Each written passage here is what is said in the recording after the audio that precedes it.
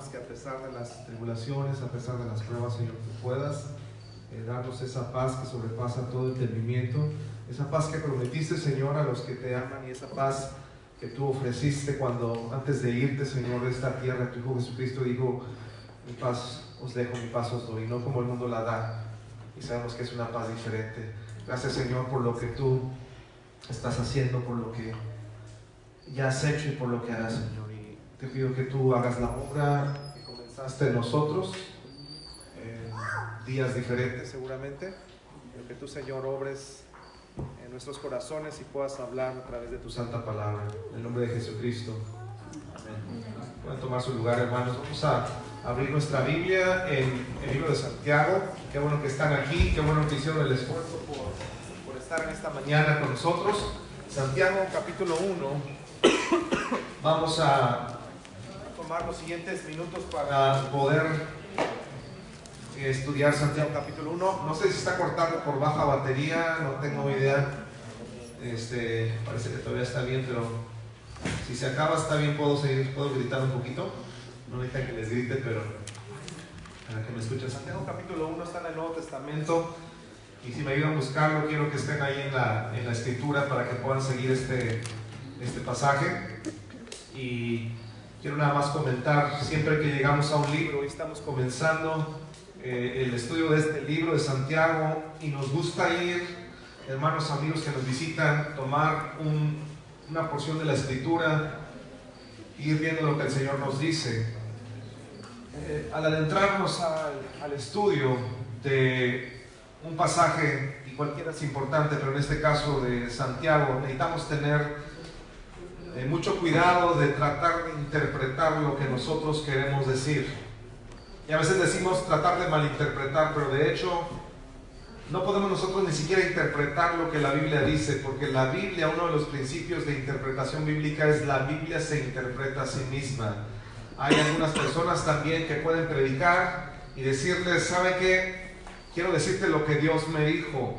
Y puede ser basado en la palabra o en cualquier otra situación, pero yo no quiero decirte, y no creo que yo tenga que decirte lo que Dios me dijo a mí, porque Dios a ti te va a hablar de diferente manera. Y por eso venimos a la palabra de Dios, para que a mí me va a decir una cosa, pero a ti te va a decir otra cosa. Y quiero no pedir disculpas, porque lo que yo voy a decir de aquí en adelante, hermanos, trataré que sea nada más el mensajero. El mensaje está aquí.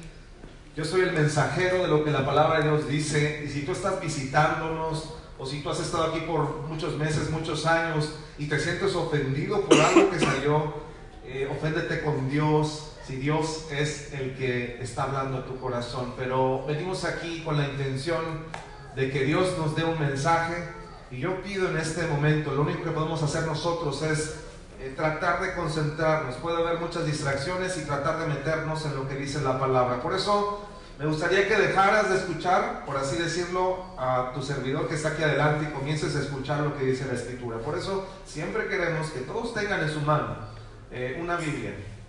Y a veces les digo, préndanla, pero está bien si la quieren prender en su celular, pero de repente si les sale el mensaje de alguien se van a distraer, o si les llega algún aviso. Entonces por eso les decimos, a lo mejor en papel, a menos que lo ponga en modo de avión y ya no le entra nada, sería muy bueno. Lo que queremos evitar son distracciones. Si necesita una copia de la Biblia, no sé si tenemos todavía, se nos han acabado, pero levante su mano. Y si no, alguien por ahí que vea que no tiene Biblia, siéntese junto a él y trate de compartir para que vea la escritura.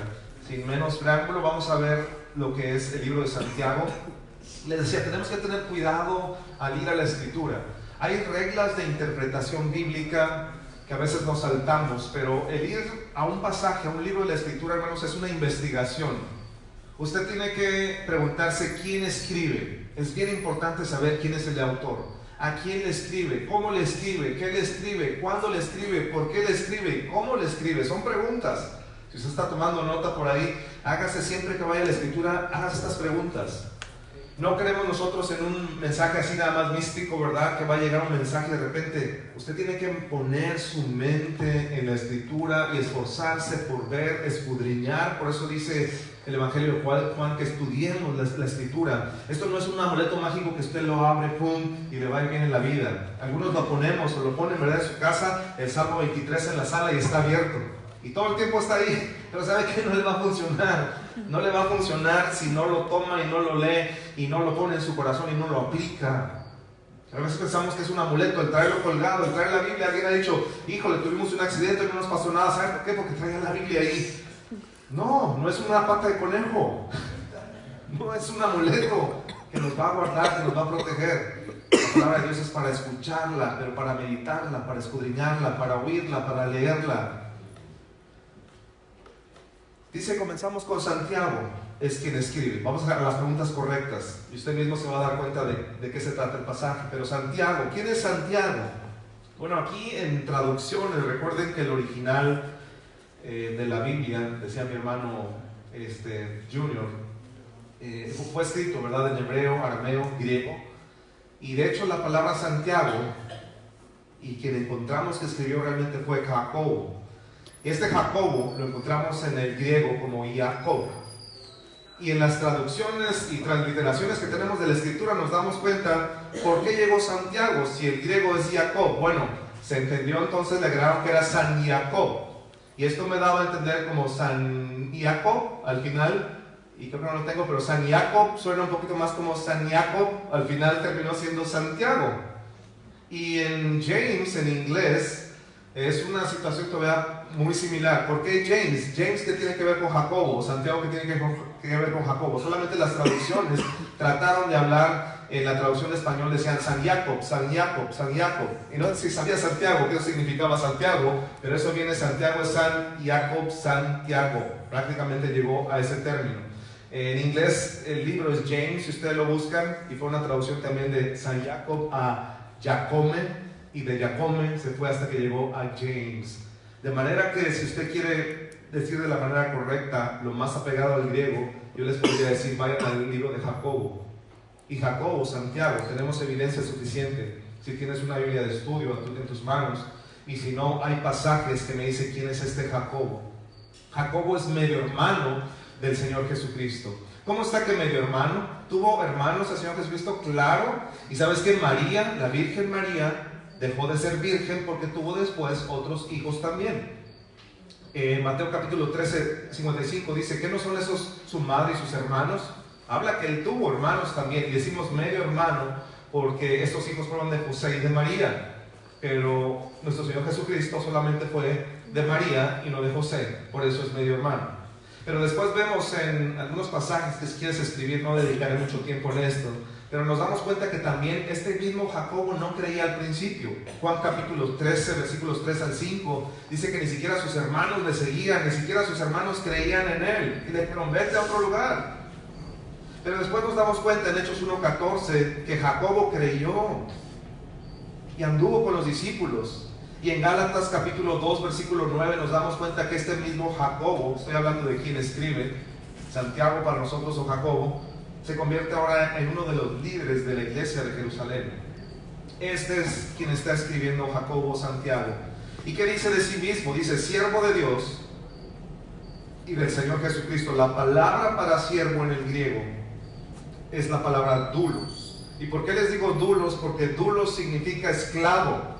A veces en traducciones podemos traducir de una manera, pero a veces bajamos un poquito el poder, y por eso es bueno llegar al original y decir, bueno, ¿qué dice el original realmente? El original me dice que era Jacobo, que no era Santiago. El original me dice que era doulos. Siervo a veces lo vemos muy poco como que, es un siervo, como un sirviente. No, la palabra doulos es más que eso. La palabra doulos, y la traducción se llama de Jubileo 2000, dice Santiago, esclavo de Jesucristo. Esclavo te dice un poquito más que siervo nada más. Y sabes que este doulos significa, y lo usaban también en aquel entonces para definir a un esclavo que había recibido incluso su carta de libertad y seguía con su amo por amor y agradecimiento. O sea, le dijeron, ya no eres esclavo, y él dice, no, quiero seguir con mi amo, con mi Señor, porque le amo por agradecimiento. Y esto es lo que dice él, yo soy Santiago, y soy esto, soy un siervo de Dios, soy un esclavo de Dios. Y hay 4 implicaciones ahí por lo menos, de ser un esclavo, de ser un siervo, y todos tendríamos que decir lo mismo. David, soy siervo tuyo, diciendo, David, soy siervo de Dios, soy esclavo de Jesucristo. Ojalá que podamos decir nosotros como Santiago esto, decir, ¿sabes qué? Soy siervo tuyo, porque al final de cuentas, ¿sabes qué? Si tú no sirves a Dios, vas a terminar sirviendo a algo.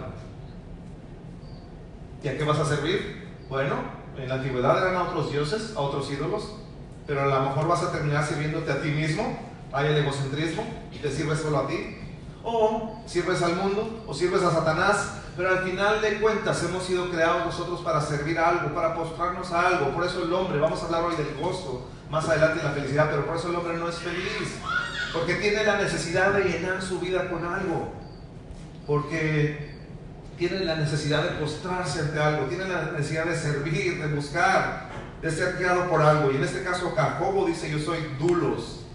A ver si están conmigo, voy a empezar a hacer las preguntas. ¿Qué es dulos?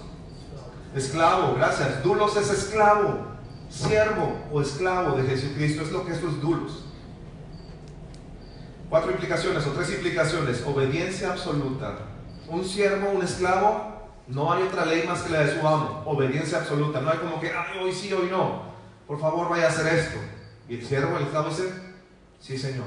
No hay opción. Hay humildad absoluta. El ser esclavo, el ser siervo, hay una humildad absoluta. Se olvida uno de privilegios y se enfoca en los deberes. Se olvida uno, ¿verdad?, de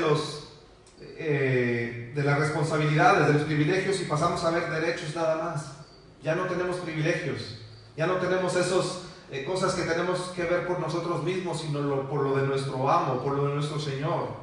Humildad absoluta, obediencia absoluta, y la otra es lealtad absoluta también en un siervo o un esclavo. Eso es lo que nosotros delante de Dios deberíamos tener: una voluntad absoluta, una humildad, una obediencia y una lealtad. Y lo mismo está escribiendo. Seguimos avanzando. Jacobo, ya sabemos quién es. Tienen ahí los pasajes, puedes investigar más acerca de este San Jacob o Santiago, Jacobo, James, pero es siervo, esclavo, dulos del Señor Jesucristo. ¿Y a quién escribe? Estamos con las preguntas. ¿Quién escribe? ¿A quién escribe? A las 12 tribus que están en la dispersión. Salud. Salud, algunas otras versiones dicen nada más saludos, es lo que significa. Pero estas 12 tribus es lo que le llaman la diáspora, que son los judíos que habían estado viviendo fuera de Palestina. Judíos que han sido dispersos. Ahora, hay 3 grandes dispersiones en la historia de los judíos, que son con los asirios, con Babilonia en el 580 y con Roma en el año 63. Constantemente los judíos han sido echados, ¿verdad? Y fueron echados de su nación. Por eso están distribuidos por todos lados. Otras versiones de la Biblia, dice Santiago, siervo del Señor, de Dios y del Señor Jesucristo, a todos los judíos que están por todas partes. Se limita ya a decir nada más a todos los que han sido esparcidos, que están por todos lados del mundo. A ellos escribe y les dice saludos. Y vamos al mensaje ahora. Ya vimos quién escribe, a qué escribe, a quién escribe. Y vamos a ver el versículo 2, que ese es el mensaje. Vamos a entrar. ¿Estás listo para ver el mensaje que da Santiago, Jacob, a estos judíos que están fuera de Palestina? Y es también mensaje para nosotros. Léelo conmigo. Un pasaje bien conocido, algunos lo tienen ya de memoria. Dice así: hermanos míos, tened por sumo gozo cuando os halléis en diversas pruebas. Dilo otra vez conmigo. Hermanos míos, tened por sumo gozo cuando os halléis en diversas pruebas. Lo puedes decir sin ver ya. Hermanos míos, tened por sumo gozo cuando os halléis en diversas pruebas. Algo interesante y algo importante de la historia y de la investigación y del escudriñar las escrituras es preguntar: ¿cuándo fue escrito este libro? ¿Cuándo fue escrito? Bueno, fue escrito en el año 45 después de Jesucristo. Y a veces toda esta información, ¿qué me dice a mí? El pensar, ¿de qué me sirve a mí saber cuándo fue escrito? Muchísimo. Si vamos nosotros a la historia y lo que está pasando en el primer siglo de nuestra era, antes de los 100 años es un siglo, ¿verdad? Pero ¿qué está pasando? ¿Qué crees que está pasando con los cristianos? ¿Alguna idea? ¿En los primeros siglos? ¿Primer siglo? El cristianismo es ilegal. No está permitido el cristianismo. Entonces me dice bastante cuando Santiago, Jacob, está escribiendo a las 12 tribus. Tenemos que entender por qué les escribe esto ahora. Le dice: hermanos míos, tened por sumo gozo cuando os halléis en diversas pruebas. Diferentes historiadores, cristianos y no cristianos. Estaba leyendo un historiador que no es cristiano, ni siquiera, que no confía en Cristo, que no cree en Jesucristo. ¿Y sabes qué dice él? Narra acerca de los martirios y de las cosas que los emperadores y que gente, líderes de aquellas naciones llevaron en contra de estos creyentes, de los cristianos. Hombres como Nerón, como Tito, como Herodes el Grande, Doniciano y muchos otros más en la historia que no permitieron y no permitían que el cristianismo existiera, porque para ellos no era otra religión. Para ellos, sabes que el cristianismo es una herejía, es algo que no estaba permitido y era algo ilegal. Fíjate lo que dice Hebreos. Vamos para allá, está atrás, unas páginas atrás en tu Biblia. Hebreos capítulo 11. Pudiera ir a la historia y contarte acerca de los mártires. Hay libros completos que hablan acerca de mártires, de cómo sufrieron los cristianos. Hay un libro que te recomiendo, Los mártires de las catacumbas, que habla sobre eso. Pero la misma Biblia me dice qué pasó en Hebreos capítulo 11, versículos 32 al 40 por lo menos. Estamos hablando del tiempo en el que está escribiendo Jacob este libro y por qué lo está escribiendo. Pero dice 32, ¿ya estás conmigo? Es unas páginas nada más atrás, ¿verdad? Dice así: ¿y qué más puedo decir? Porque me faltaría el tiempo contando de Gedeón, Barak, Sansón, Jefté, David. Este capítulo se le llama el capítulo de los héroes de la fe. Está narrando desde antes varios héroes que hicieron grandes hazañas, que conquistaron reinos. Y por eso dice, termina con este 32, ya se el resumen y dice: me faltaría tiempo para contarles de muchos otros más. Y empieza a decir qué hicieron: que por fe conquistaron reinos, hicieron justicia, alcanzaron promesas, taparon bocas de leones. Todo esto pasó. Apagaron fuegos impetuosos, evitaron filo de espada, sacaron fuerzas de debilidad, se hicieron fuertes en batallas, pusieron en fuga ejércitos extranjeros. Esto es increíble. Y todo esto es un resumen del Antiguo Testamento, de hombres que fueron lanzados al lago de fuego, que fueron enfrentados a los leones, hombres que vencieron todo eso. Pero ve lo que dice el 35: las mujeres recibieron sus muertos mediante resurrección, mas otros fueron, empieza a narrar la historia de algunos que no tuvieron, vamos a decir, una victoria terrenal. Pero lee conmigo: otros fueron atormentados. O sea, la palabra atormentado para nosotros creo que nada más la escuchamos cuando algún sicario, ¿verdad? O hay un ¿cómo le llaman? Un secuestro y están atormentando a alguien para pedir un dinero en nuestros días. Pero estos fueron atormentados nada más por su fe, por creer en Jesucristo. Dice, no aceptando el rescate a fin de obtener mejor resurrección. Otros experimentaron, dilo conmigo, ¿qué experimentaron? Vituperios, ¿qué más? Azotes. ¿Alguno de ustedes ha recibido azote? No me digan si su papá les dio azote, a lo mejor les dio azote. ¿Y sabe cuál es el azote? Bueno, en México, no sé en otros países, díganme qué usa, pero en México es el cinturón, la chancla, ¿verdad? Tan famosa de la mamá. Hay unos videos buenos, luego les ven que se la quita de ahí casi de lejos y le da el chanclazo a los hijos que se portan mal. Pero la chancla, el cinturón, la vara, el gancho, lo que fuera. ¿Alguien recibió de esos? No estamos hablando por la fe, pero ¿alguien recibió de esos o nada más fui yo? Ah, esos son los buenos. Y vean, ¿están torcidos o están bien derechitos? Bien derechitos que me los dejaron. Nada más ahí, es un poquito punto de aparte, pero para los papás, dice que la disciplina al momento no es motivo de gozo, pero ahí están papás, ¿sabes? No les voy a contar todo lo que les sacaba el cinturón ahí, así, casi echaba chispas, pum, pum, órale. Pero nos ayudó. Pero algunos recibieron azotes, y no por nuestros padres, azotes por decir, eres creyente, traes una Biblia, están reunidos, pónganse aquí para azotarlos. Y los azotes que recibieron muchos de ellos, como el Señor Jesucristo, fue, recuerdan el azote del Señor Jesucristo, una herramienta, un látigo que es quiero decir, de tortura, un instrumento de tortura de aquel siglo, del primer siglo, que se llamaba el gato y tenía cuerdas, ¿verdad?, de piel, no eran nada más unos latiguitos, y en esas cuerdas que eran de piel, en las puntas, ellos ponían huesos, ponían vidrio, ponían otros elementos para que al momento que latigueara la espalda de nuestro Señor Jesucristo, no solamente golpeara, sino que se pegara, se enterrara y entonces jalara la piel y desgarrara totalmente la piel de nuestro Señor Jesucristo. Y esos son los látigos que recibió por ti y por mí. Y muchos fueron así azotados. ¿Qué más? Atormentados, azotados.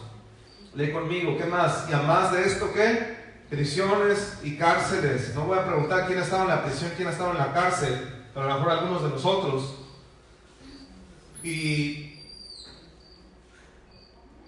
lo único que puedo pensar es, a lo mejor hemos estado en la cárcel por nuestro propio castigo, pero no por el castigo de otro. ¿Quién está en la cárcel por castigo de otro? Quizás hay algún caso de equivocación, pero es raro. Y ellos estuvieron en cárceles, en prisiones. ¿Y qué más? Versículo 37, ayúdame. Fueron apedreados.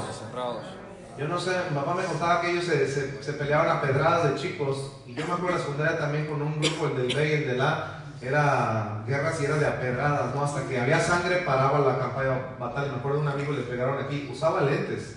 Y le pegaron aquí, gracias a Dios, no los lentes. ¡Pum! Y toda la sangre. Y dijeron, ya, para. Ahí lo teníamos tirado con ensangrentado todo. Pero éramos apedreados, pero nos apedreábamos por gusto. Pero esto no era por gusto.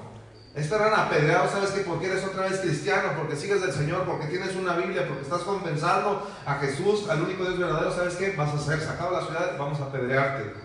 Ya no voy a detenerme en cada cosa, pero quiero tratar de dramatizar cada una de las situaciones que ellos están pasando, porque a veces no las entendemos y a veces pensamos y vivimos un cristianismo bien fácil, hermanos, barato, que no nos cuesta nada y que no queremos sufrir nada.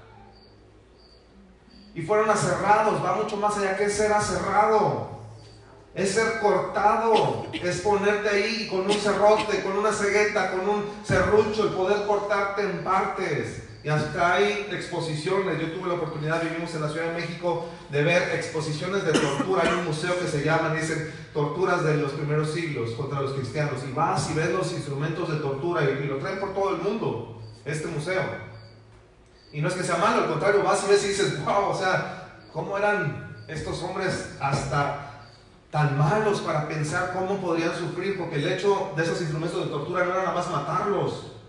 Matarlos ya es fácil, ¿no? Que sufran por ser cristianos. Y esto hacían aserrados, puestos a prueba, muertos a filo de espada, anduvieron de acá para allá, vestidos de pieles de ovejas, de cabras, de pobres, angustiados, maltratados.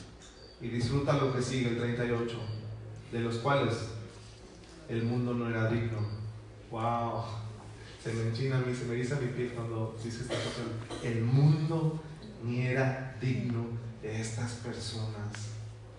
El mundo no era digno de estos mártires que sufrieron. Y todos, dice, aunque alcanzaron buen testimonio, perdón, por los desiertos, por los montes, por las cuevas, y todos esos, aunque alcanzaron buen testimonio mediante la fe, no recibieron lo prometido. Regresamos a Santiago nada más. Y este es el trasfondo, hermanos, del libro de Jacob, de Santiago, nada más para entenderlo, dediqué un poco de tiempo. Pero es, hermanos míos, a los que están distribuidos. ¿Por qué están dispersos? Aparte de estar dispersos por las tres diferentes imperios que pelearon contra los judíos, están dispersos por la persecución. Según Hechos capítulo 6, 7 y 8 nos narra cómo fueron dispersados. Pero dice que donde quiera que iban dispersados, iban predicando, iban compartiendo la palabra. Pero entonces les dice, con este trasfondo que entendemos, que están en el año 45, Santiago escribiendo, no están como tú y yo hoy, que podemos disfrutar el venir a la iglesia, o el sacar tu Biblia en el patio y leer un pasaje, o el poder ir a tu trabajo y decirle, el Señor te ama, porque entonces te va a delatar. No están en esa situación, están en la situación de que están siendo buscados por su fe. En este trasfondo, Santiago les dice, hermanos míos, tened por sumo gozo cuando os halléis en diversas pruebas. ¿Cuáles son las pruebas? No son ni imaginables para nosotros. Ni siquiera nosotros nos imaginamos qué tipo de pruebas. Yo les puedo narrar y les puedo decir un poquito de esas pruebas, pero hay cosas que a lo mejor ni nos imaginamos que los creyentes de aquel tiempo pasaron. Ellos saben, Santiago y Jacobo saben de lo que habla cuando dicen, tengan gozo cuando estén en las pruebas. Hermanos, nosotros a la primera gripa Decía mi hermano, una hermana me pidió orar por su catarro, y oramos, pero digo, al primer catarro, me acordé de esa palabra, nos desmayamos. A la primera gripa, a la primera situación, un vientecito que venga, ya nos queremos negar la fe. Ya no queremos nada, decimos, Dios, ¿por qué me pones tan duro? ¿Por qué no puedo comprarme este carro, último modelo? Y sufrimos. Cuando no tenemos una idea de lo que nuestros hermanos pasamos y de la bendición, vamos a decir, quizá de estar en paz, de poder tener libertad. Pero déjame decirte que los primeros siglos del cristianismo, el cristianismo creció más que nunca, que hasta en nuestros días, a causa de la persecución. Y otro de los principios importantes es de que en los países donde hay persecución actualmente, el número de cristianos está creciendo más fuerte. ¿Qué significa?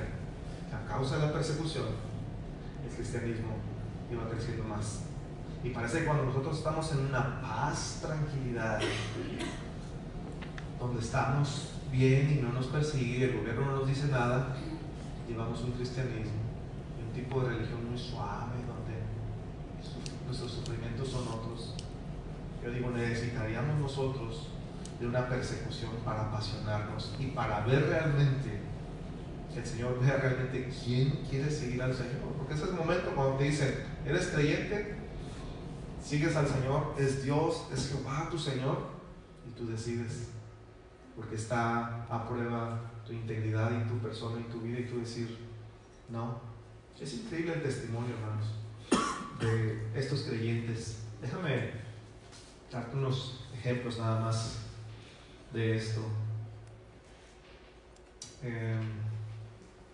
Hechos capítulo 16. Los líderes religiosos y los emperadores y la gente que maltrataba a los creyentes, de los cuales Santiago se resume a no hablar tanto, pero 16, si alguien me ayuda a buscar, si es el 16 donde Pablo y Silas están encarcelados. Hechos 16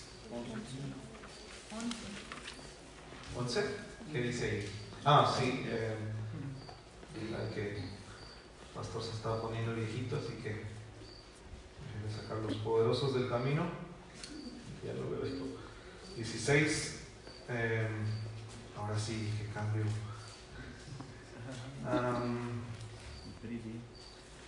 3 y ni así lo encuentro. ¿Dónde están cantando? Ok, a medianoche. Ok, están encarcelados en Filipos, capítulo 16, versículo 11. Y no están encarcelados por ningún delito más que por predicar la palabra. Pero dice que a medianoche, versículo 25 del 16, orando Pablo y Silas, lloraban y estaban deprimidos por todo lo que había pasado. ¿Es la misma versión que tienen? A ver, déjenme leerlo otra vez, a ver si los lentes lo veo mejor. Pero a medianoche, orando Pablo y Silas, estaban enojados por todo y se deprimían por la situación por la que vivían. Corríjanme, ¿qué estaban haciendo?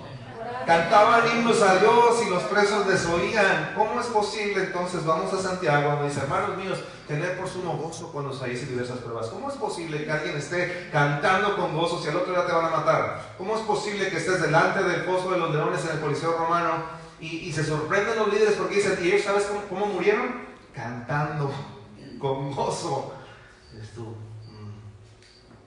principios que podemos encontrar en este pasaje. Déjeme terminar el pasaje y vamos a ver 3 principios nada más que podemos aplicar a nuestra vida. Pero dice, mas tenga la paciencia. Estoy en Santiago ahora. Perdón, versículo 3, importante. Sabiendo, ten por sumo gozo cuando te halles en diversas pruebas, sabiendo que la prueba de tu fe produce paciencia. Entonces, tu prueba que estás pasando ahorita va a producir y debe producir algo. Esto es lo primero que debes entender. La situación difícil que estás pasando no es para aguarte la fiesta, no es para que te deprimas, sino para que produzca algo en ti, sea como se llame. Y ve lo que dice aquí, la paciencia. En este caso dice produce paciencia. Y entonces vamos a tener una obra completa y seremos perfectos y cabales y no nos faltará cosa alguna.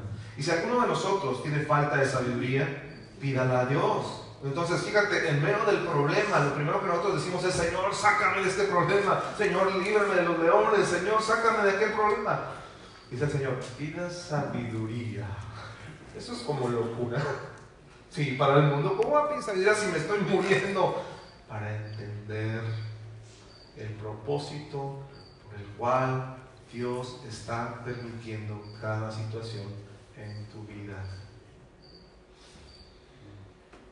Y si alguno de vosotros tiene falta de sabiduría, pídala a Dios, el cual da a todos abundantemente sin reproche y le será dado. Pero pida con fe, no dudando nada. Porque el que duda es semejante a la onda del mar que es arrastrada por el viento y echada de una parte a otra. No piense pues que tal haga, que va a recibir cosa alguna del Señor. Y todo va en conjunto. Hablan de los problemas, de estar con gozo, que necesitamos sabiduría para enfrentar los problemas. Pero después habla y dice: el hombre de doble ánimo es inconstante en todos sus caminos. Estaba tratando de ver cómo está todo esto conectado, pero sabes que las tormentas y los problemas nos hacen ser de doble ánimo. Les decía hace rato: hoy estamos, mañana no estamos. Se hace frío, hago así, y se hace calor, tampoco. Y dependemos. Dios no depende de nada de lo que nosotros hagamos. Él hace que salga el sol para justos e injustos, y Él hace que llueva para todos, y no dice: nada más que llueva para los de Norfolk y los de Columbus. No, llueve para todos y sale el sol para todos. Pero nosotros sí somos así, somos de doble ánimo. De repente, como me fue bien, Señor, aquí estoy alabándote y glorificándote. Pero como me ha ido mal, Señor, ya estoy negando la fe, ya no sé si existes, ya no. Y empezamos, las circunstancias empiezan a mover cómo nosotros vivimos. Tengo algunos principios aquí que escribí y me gustaría compartir nada más, y está en base a esto. Si no estás viviendo con gozo, creo que tu mirada está en las cosas del mundo. Ahora, la siguiente me explica un poquito qué es el gozo y qué es la felicidad. Son cosas bien diferentes. El gozo no depende de las circunstancias. Por eso puedes ver a un Pablo que está en la cárcel y puede ser ejecutado y está cantando, pero él tiene gozo. No depende de lo que está alrededor, sino de tu posición delante de Dios. La felicidad que este mundo ofrece y la felicidad que tú quieres tener siempre depende de las circunstancias y de tu condición. Aguántame un poquito en el anterior. A lo mejor te sueño y me reflejo, pero estar en Hawái, nunca he ido, aquí en la playa, y yo, qué contento estoy. Pero si me veo como Pablo ahí en la cárcel aquí en Madison, en la corte, así tras la reja, decir: no, estoy contento.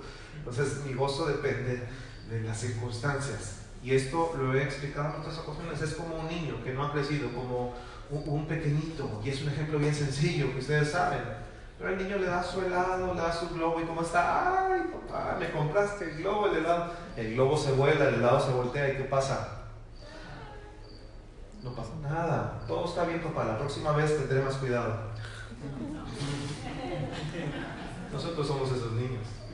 Nosotros somos esos niños que se nos quita algo y ¡ay, Dios! Todo se vino abajo, el mundo está abajo porque el globo se nos fue, porque el helado se cayó. Porque nuestra posición o lo que tenemos no es un gozo basado en Cristo, sino una felicidad que las circunstancias. ¿Y sabes qué? ¿Por qué nuestra sociedad está tan llena de consumismo? Porque eso trae una poca de felicidad temporal. Felicidad: vamos a comprar ropa, vamos a comprar un carro, estoy bien contento, casa nueva, estoy súper contento. En 50 años, bueno, en 10 años tu carro, a mí me duró 6.1, en 6 años tu carro ya no. Tu casa en 20 años ya tampoco, tu ropa cuánto te va a durar, tus zapatos tampoco. Y sabes que lo mejor que tengas de este mundo que te pueda ofrecer va a ser felicidad temporal. Pero el gozo no depende, el gozo que Dios te da no depende de las circunstancias, sino de tu posición delante de Dios, sabiendo que Dios es tu Padre, sabiendo que Él te puede dar todo, sabiendo que Él te va a proveer todo. Y la felicidad siempre depende de las circunstancias. La siguiente: cuando estés en medio de las pruebas, mira a Cristo. Déjame ir con el último pasaje que está en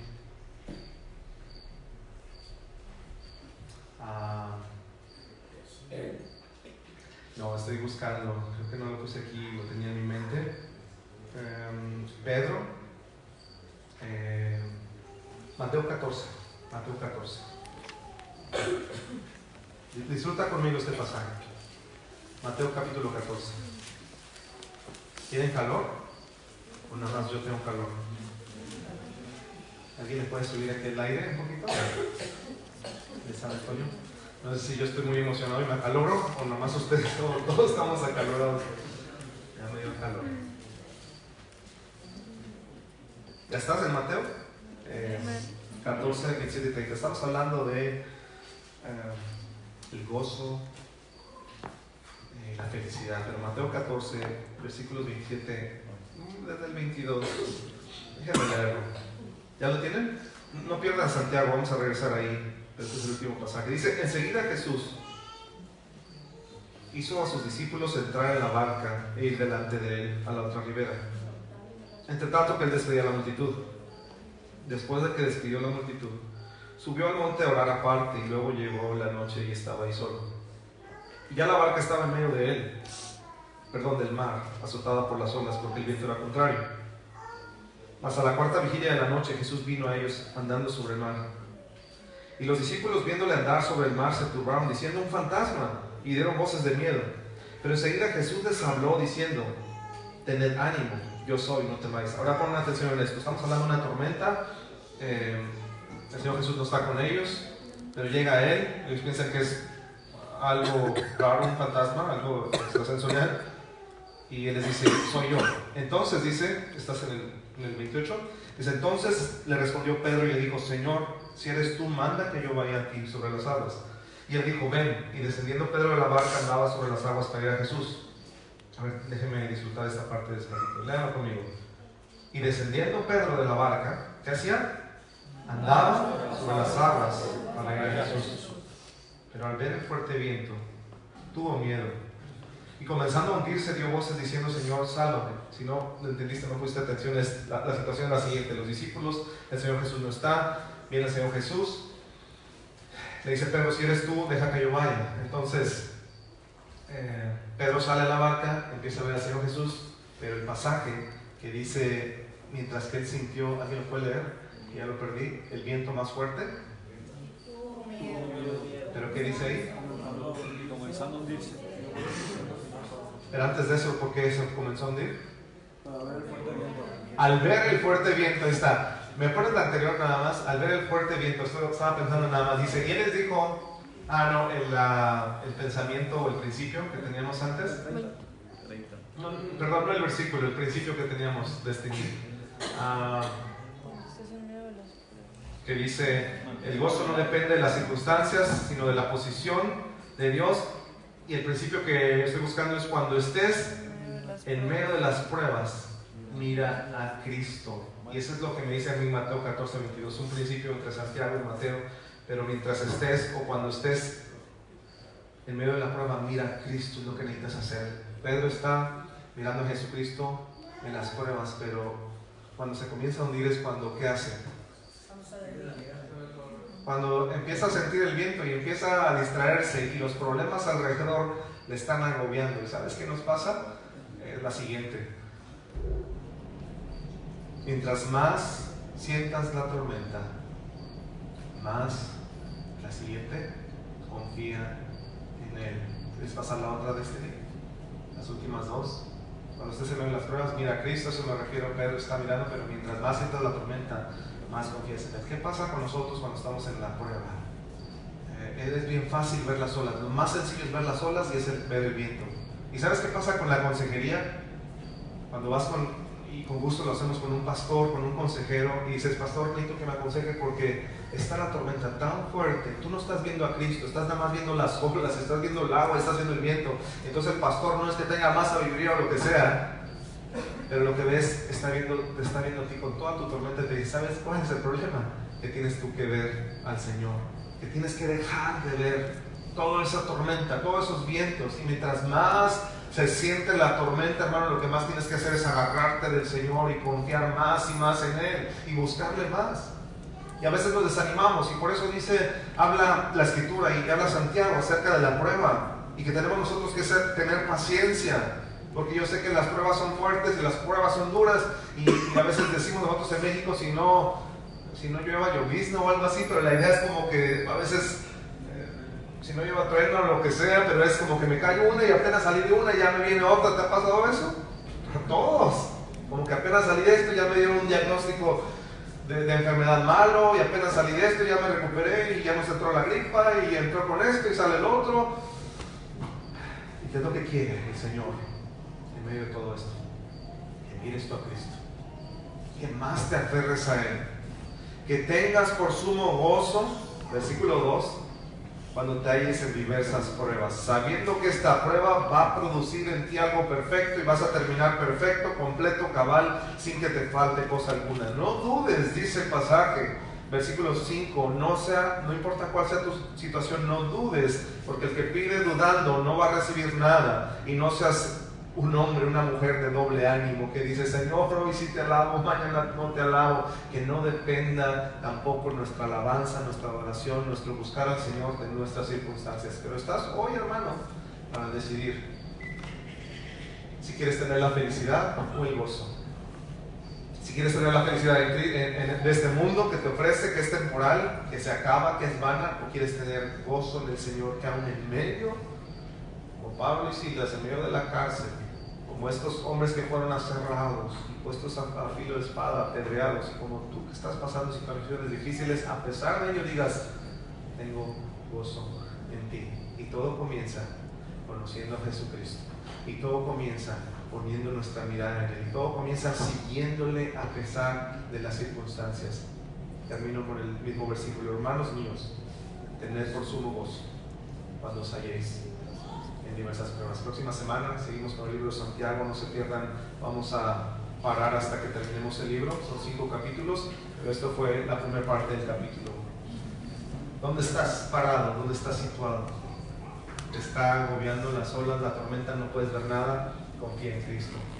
El viento es más fuerte, confía más en Cristo.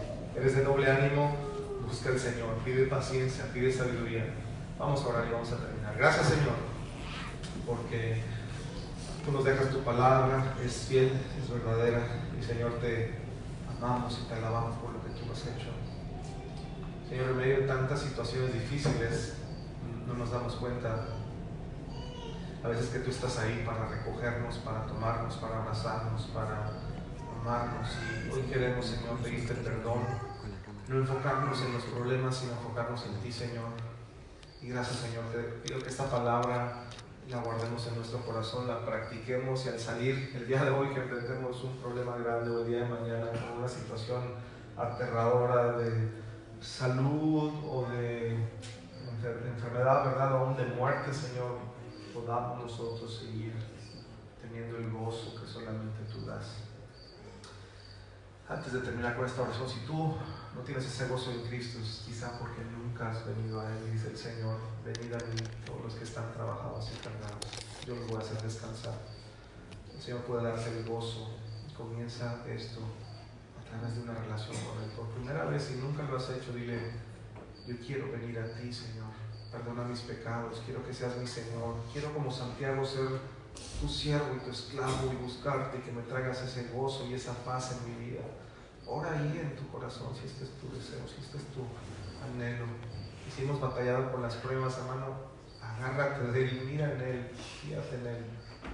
El Señor es nuestro todo. Gracias, Padre, por lo que has hecho, Señor. Te alabamos en nombre de Jesús.